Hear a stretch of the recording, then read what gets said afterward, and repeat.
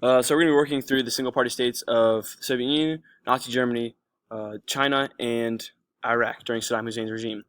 So the first thing we have is the Soviet Union.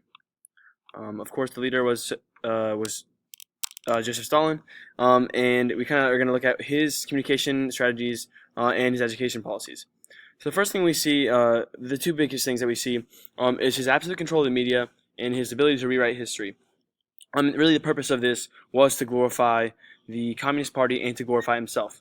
So in the media, he had controlled all the media, and he kind of portrayed himself. He forced writers, he forced movie makers, directors to portray him in the best light possible. So he was pretending to being able to do anything. So in photographs, we see him as only kind of edited photographs, and you only see him, the best angle of him, and he kind of just was able to control everything.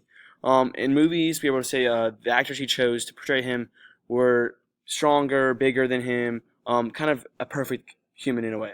And really, what this is it served to create the cult of personality, in which Stalin was viewed as almost infallible, and the fact that he could do anything. He was considered the father of nation, the savior in a way, saving the Russian people from oppression. And he also was thought to be the universal genius by the people. He knew everything about Russian culture and Russian science. And that's really what we see his use of of the media. We also see him rewriting history. So anybody that opposed him, they were eliminated. In pictures, there's plenty of examples where you see a picture of him with someone else, and then later on there's another copy of it, and that person is not there anymore. It's just him. Or entire photographs people were eliminated from. Those people were almost as if they never existed.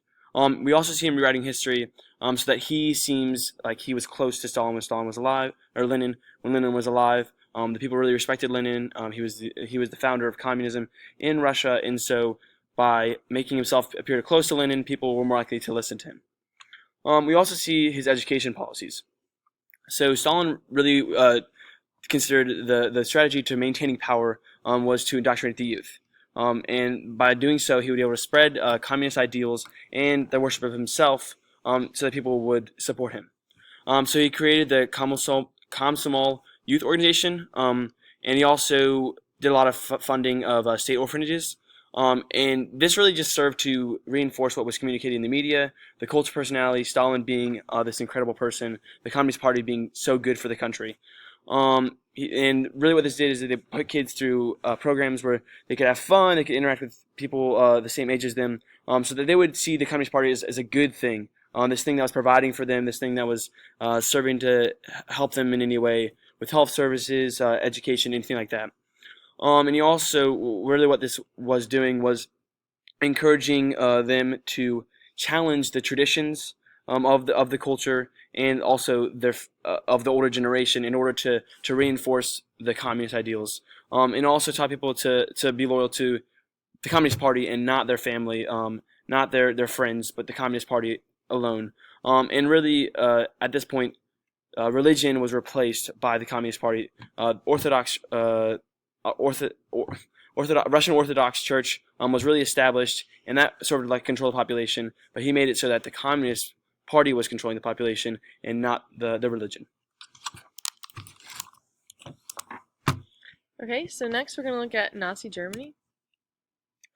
So, similarly to Stalin's role in Russia, the Nazi Party controlled all sorts of media, such as newspapers, magazines, books, public meetings, rallies, art, music, movies, and radio to promote the party and German unity. This was led by Dr.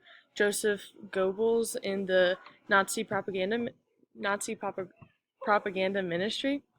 So one example of this is the Nazis sought out books that they felt went against the Nazi ideology, and they burned those books. So they removed them from all libraries, all schools, and just everywhere they could find them. And then there was lots of propaganda used also to glorify Adolf Hitler and promote his dictatorship. So there were lots of posters that included many messages. Some displayed Hitler in positive light, some promoted hard work to promote industrialization, and some promoted pan-Germanism. And also, there were large rallies held to encourage German and Nazi party loyalty. At these rallies, Hitler gave inspirational speeches to the German population that preached the rise of a new Germany, because the old Germany was plagued by economic problems. And here are just some examples of Nazi propaganda that portrayed Hitler in positive light.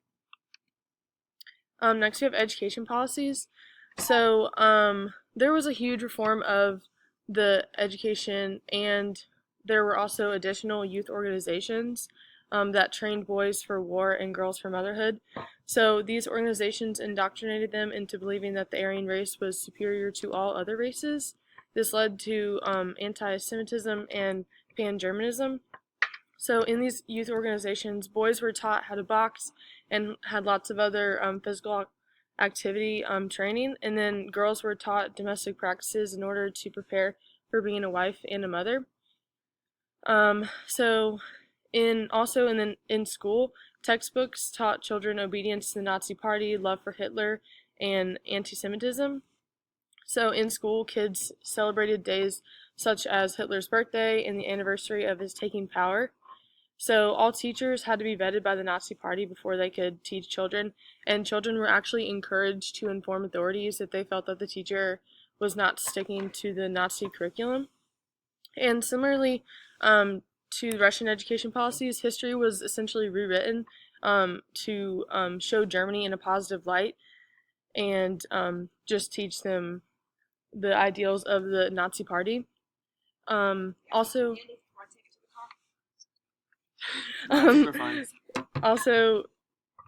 biology was used to study races and instill the belief that the Aryan race was superior to all other races.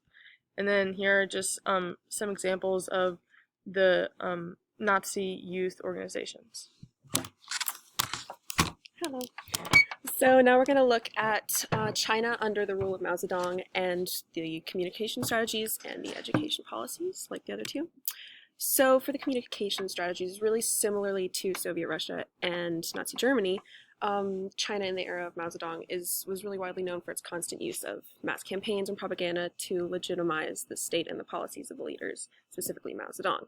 And so Mao Zedong successfully made use of modern mass propaganda techniques, adapting them to the needs of the country that has such a largely rural and illiterate population at the time. And so some of these techniques included the Rectification Campaign, which was an effort in 1942 to 1944, roughly, to get rid of Communist China in internal opposition to the Republic. And this was kind of just to show like a basic grounding in Leninist principles and Marxist theory. And essentially it was like paper handcuffs. If you break the paper handcuffs, you're not a good communist, blah, blah, blah.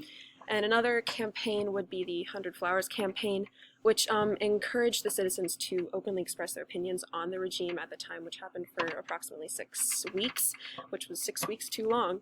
And so this, for the future, this criticism of Mao from the outside was later muted because of the educated elite remembered the turmoil of the 100 Flowers campaign. So it benefited the regime in the future.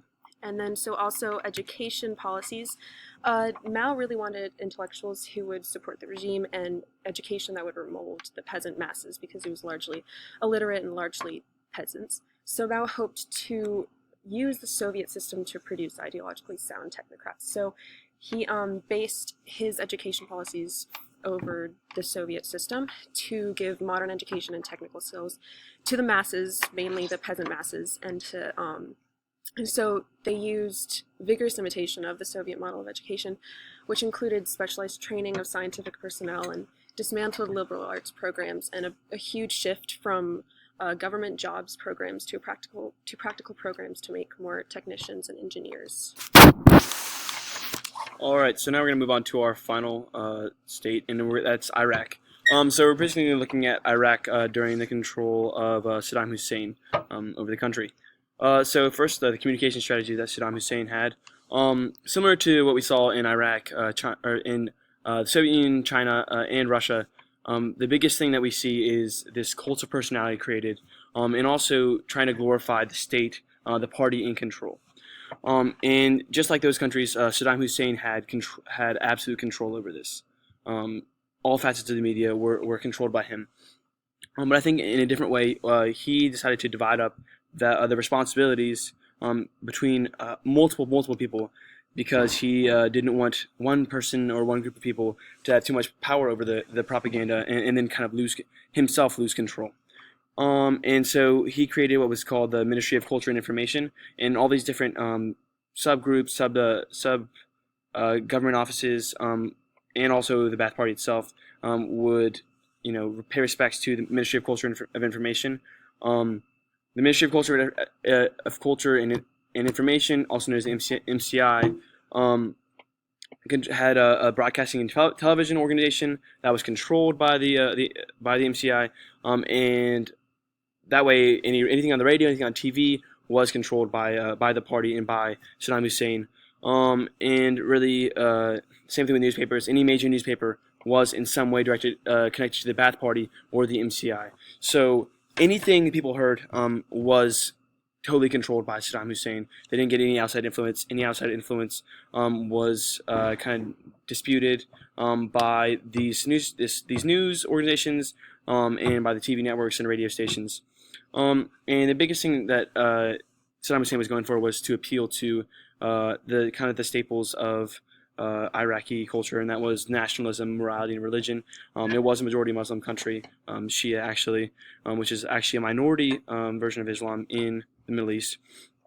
And so there was definitely conflict with Iran and other countries that were Arab, but the general idea was also to appeal to the idea of a united Arab sphere against the West. Saddam portrayed the West as the enemy, the West as the foreign influence trying to manipulate the country. And we really see this further on later in the with different conflicts with the U.S. And now, and so just to kind of sum up what we were talking about, although the Iraqi regime took place way later than the Soviet Union, Nazi Germany, and China, we see a lot of the similar themes, and in a different way, we see pinpointing the U.S. as the enemy, the West as the enemy. So now I move on to our last point, the education policies. Okay, so really quickly, the education policies in the early 1970s were really successful and really praised in Iraq, and education became public and free at all levels and mandatory at the primary level. And two ministries managed this system, which were the Ministry of Education and the Ministry of Higher Education and Scientific Research. So by 1984, lots of major accomplishments had been achieved, which included gross enrollment rates rising over 100%, almost complete gender parity in enrollment, and illiteracy among 6 to 12 age group declined to less than 10%. So that was really successful. By the 1980s brought the war with Iran, which in turn led to a major diversion of public resources towards military spending, a steep decline in overall social spending, and a education budget deficit. All right, we're done. The end. Goodbye.